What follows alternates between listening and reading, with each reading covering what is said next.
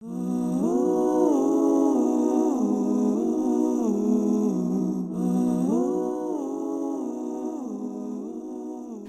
on the opinions of the earlier ulama, I can probably best answer this question by dividing it into two categories. First of all, there's physical display of affection that's considered pre-sexual or foreplay or similar in nature to that.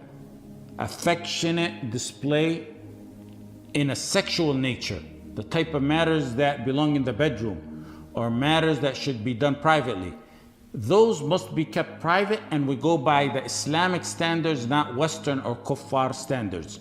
Touches or moves or kisses that are sexually suggestive or anything sexually suggestive at all, it's not permissible to display what falls under this category in public or in front of children or in front of family or in front of strangers. Allah subhanahu wa ta'ala ordered that children and servants ask permission before entering their own homes so they will not see something that's inappropriate. Imagine acting those matters out in front of them. يا أيها الذين آمنوا ليستأذنكم الذين ملكت أيمانكم والذين لم يبلغوا الحلم منكم 3 مرات من قبل صلاة الفجر وحين تضعون ثيابكم من الظهيرة ومن بعد صلاة العشاء 3 عورات لكم. Ibn Qudama rahimahullah ta'ala said, وَلَا يُقَبِّلُهَا وَيُبَاشِرُهَا عِنْدَ النَّاسِ. Ibn Qudama said, you don't kiss your wife or have relationship with her in front of people. That includes everything. He specifically mentioned kissing, and of course that includes a sexual intercourse or foreplay. Al-Buhuti said it's disliked to kiss a wife or do something sexually suggestive in front of people because it's dana'a. Dana'a means it's despicable. Sheikh Muhammad ibn Ibrahim gave a fatwa that kissing a wife in public is not permissible. If spouses are deterred from merely speaking about intimate matters to anyone, imagine acting them out in front of anyone. In a narration of a hadith deterred from speaking about intimate matters, that's in Musnad Ahmad, the Messenger sallallahu alaihi wasallam compared speaking about intimate matters between spouses to others like a female shaitan who meets a male shaitan that fulfills his desire with her on the roadside while people are watching and looking. So the Messenger sallallahu alaihi wasallam compared speaking about intimate matters to other people to shayateen publicly performing their sexual acts in public. Imagine one actually performing them before other people. Where's the ghira and where's the haya for those who do this publicly? The people watching are humans. They're humans with desires.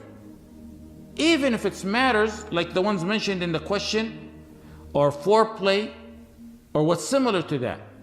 And even if they're fully clothed, it draws unnecessary attention. And why would a man with ghira do matters that are sexually suggestive that may have an effect on those looking in desire or arousal?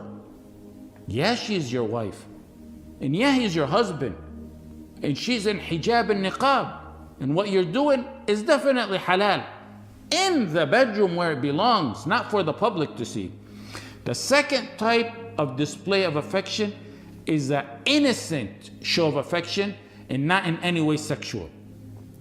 Even this category shouldn't be as a performance for others, like those who videotape themselves doing even what's in this category to post on social media.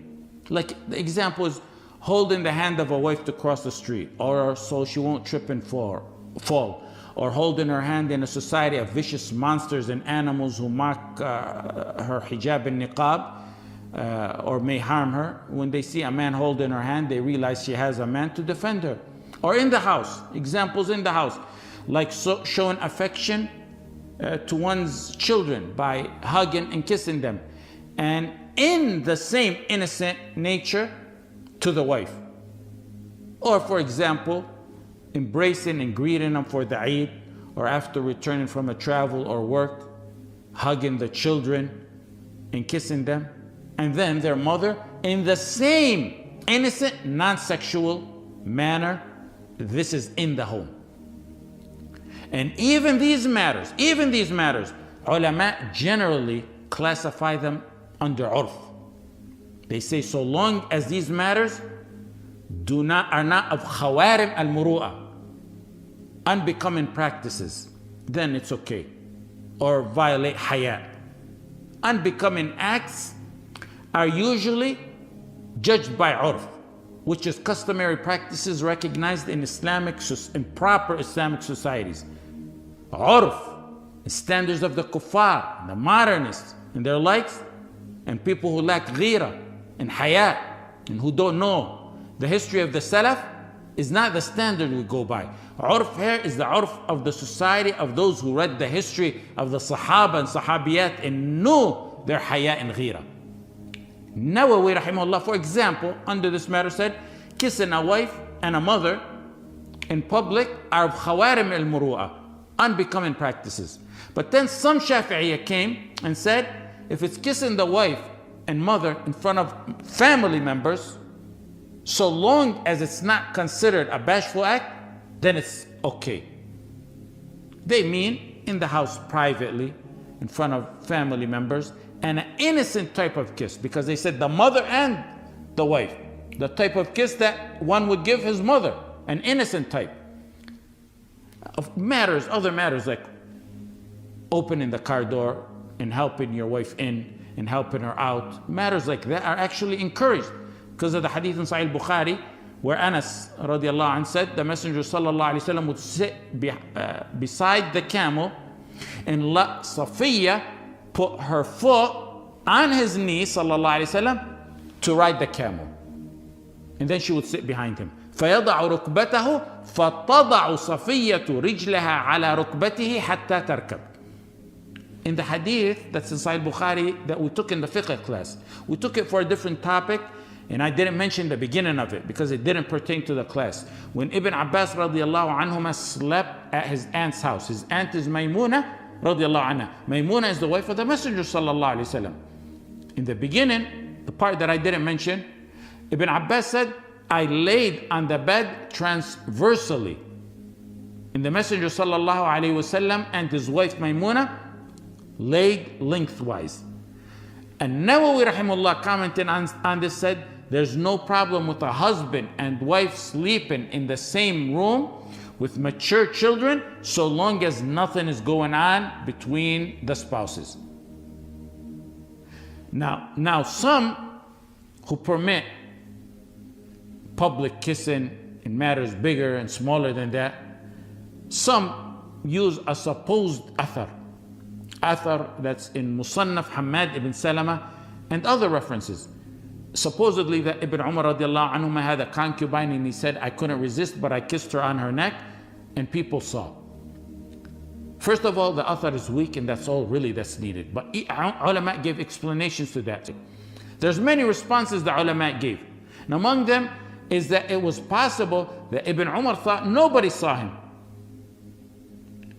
And then after that, he noticed that people did see him.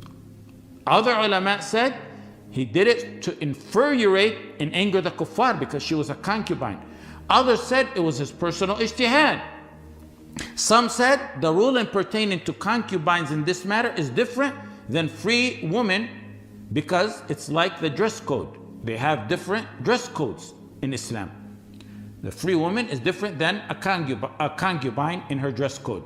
Someone searching for the haqq doesn't leave what's clear and solid to that which is weak, or what's at best an ijtihad, or what accepts many interpretations.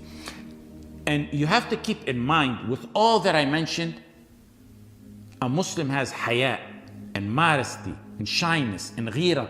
That must be emphasized in this day and age when speaking about matters like these. Not the opposite, not downplay it.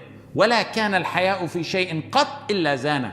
Modesty in matters adorns and beautifies it. And وَالْحَيَاءُ شُعْبَةٌ مِنَ الْإِيمَانِ. Haya and shyness and modesty is a branch of Iman. Sadly, the standards of some And even few of those who have the appearance of iltizam has been affected by the low standards of the kuffar. And that's due to long-term living among them.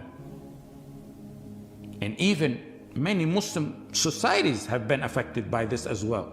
For our standards, we open the pages in books of the biographies of the Salaf, and we read the astonishing examples they had of haya, both their men and women, and the examples of ghira that they had. The examples are numerous. Look no further than in the fiqh class, what we took in the fiqh class, in one of the hadith. Ali radiallahu anhu, you think a man who was too shy to ask the Messenger sallallahu alaihi wasallam a fiqh question pertaining to madhi, that he must know as part of his deen, yet he was too shy to ask the Messenger sallallahu alaihi wasallam because his wife was the daughter of Rasulullah sallallahu alaihi wasallam, and this was somewhat of a sexually related question. So he sent Al-Miqdad. Would a man with that level of haya ever do something sexually suggestive or anything close to that in public? And the examples are numerous.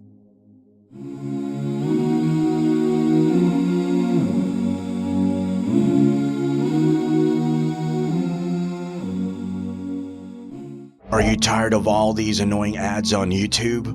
Are you worried that a haram video might pop up? Well, the One Islam TV app is here to solve these problems, inshallah. The One Islam TV app is 100% free of any ads and is safe to browse for your peace of mind. Watch or listen to lectures and lessons while you work, rest, or drive with your device switched off. Watch videos on demand or download videos and watch offline.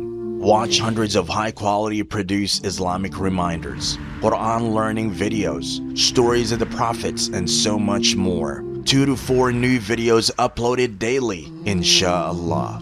One Islam TV is 100% run and owned by Muslims, which means a small amount you pay for your subscription is a SADAQAH JARIYAH, continuous charity for you, as we use the funds raised to continue producing more beneficial videos and reminders, inshallah.